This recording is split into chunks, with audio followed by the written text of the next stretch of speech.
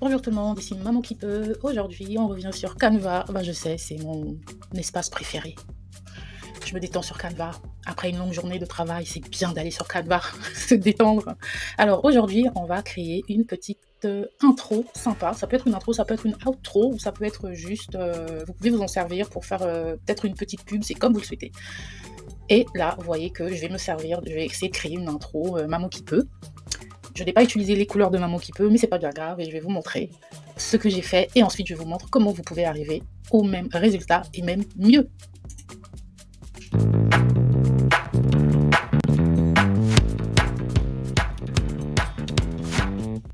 Voilà, vous voyez que c'est simple, hein, petite intro, toute simple.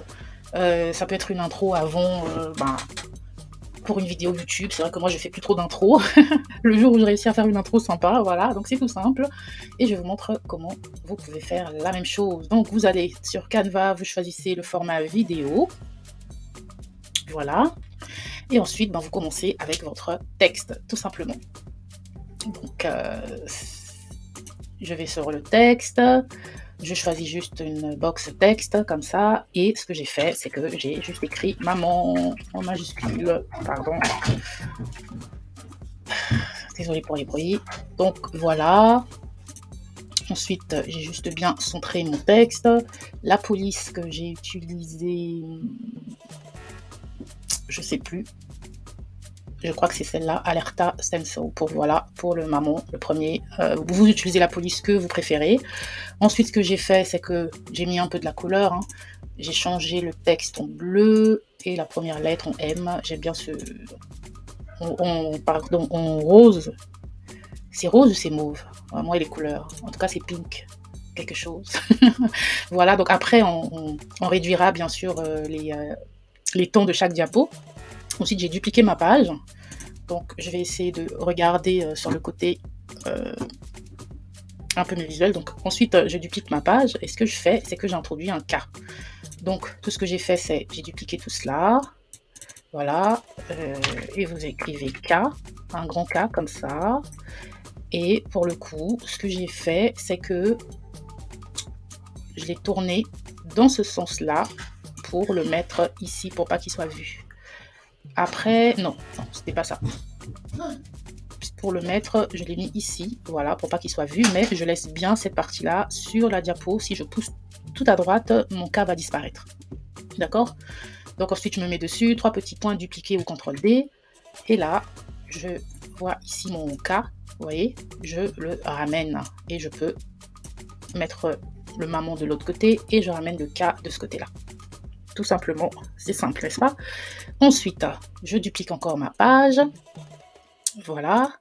Et cette fois-ci, j'ai que le maman qui va apparaître. Donc, encore une fois, je vais changer plutôt la position d'où va venir mon K. Je l'ai mis vers le bas ici.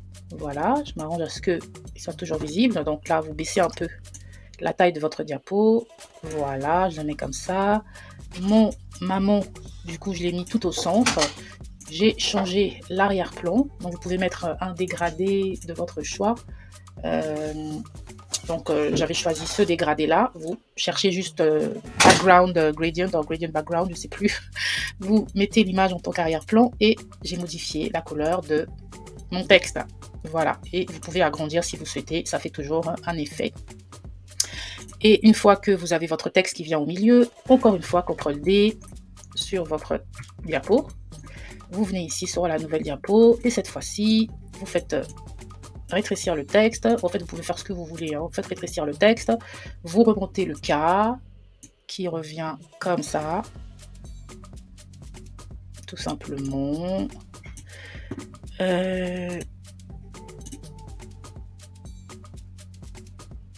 Oh ouais, désolé. Voilà, vous mettez le K. Et vous mettez la même couleur que l'autre texte et vous complétez le qui peut. Tout simplement. Et vous essayez de mettre les textes comme ça. Et pour le coup, je change encore l'arrière-plan. Voilà. Choisissez les arrière-plans que vous préférez, n'est-ce pas? Et je change la couleur du texte également. Le maman vient en bleu et le qui peut en rose. Est-ce que ce n'est pas magnifique? Et ensuite, tout ce que je fais, c'est que je duplique encore ma page, j'arrive dessus. Ce que je fais, c'est que j'agrandis mon texte pour pouvoir toujours le mettre sur le côté. Vous voyez, il faut qu'une partie de la box comment vous appelez pas, du champ de texte reste sur la diapo pour pas que le texte disparaisse complètement, pour qu'on voit bien l'effet. Donc je vais aussi agrandir ici. Voilà.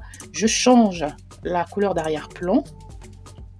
Donc je peux changer, pardon, je pars dans les éléments, donc j'ai mis ce dégradé là, j'ai remplacé, et ici maintenant je fais apparaître mon texte, un autre texte, et cette fois-ci uniquement les initiales MK, j'agrandis, je vais dans la position, je centre bien, middle center, et ensuite je peux modifier la police, je peux mettre la police que je veux, ou la même police, peu importe.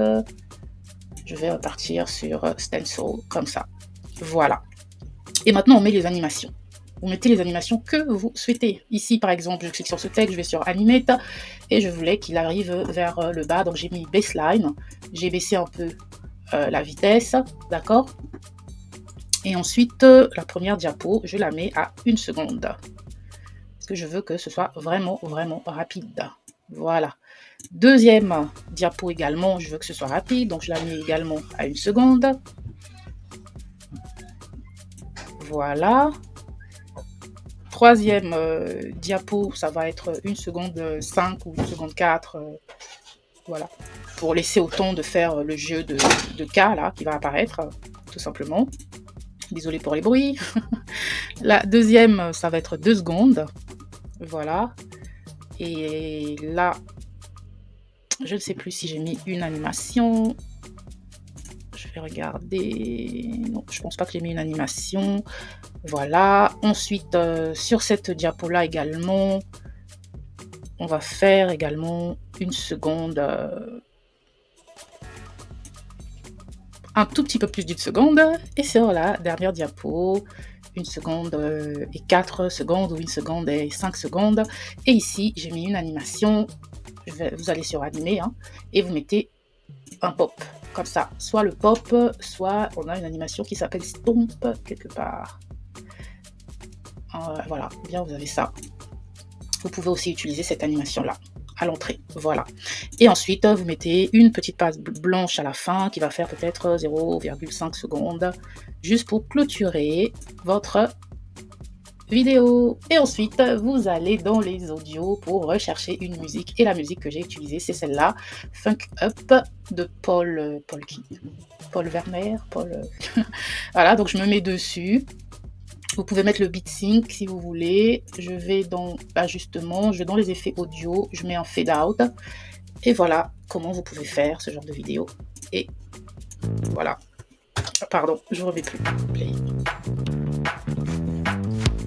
Ok, donc maintenant, ce qu'on n'a pas fait, c'est la transition. Vous vous mettez entre chaque diapo, entre chaque page, et vous mettez Match and Move, et vous appliquez entre toutes les pages, tout simplement. Et c'est parti.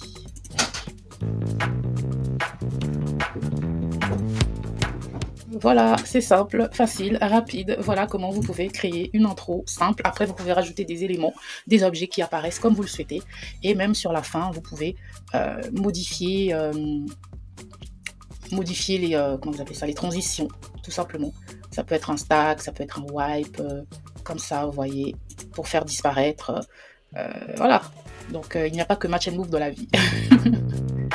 Voilà. Voilà, merci d'avoir regardé, j'espère que ça vous a plu. À la prochaine fois pour une nouvelle vidéo création. Ciao, ciao!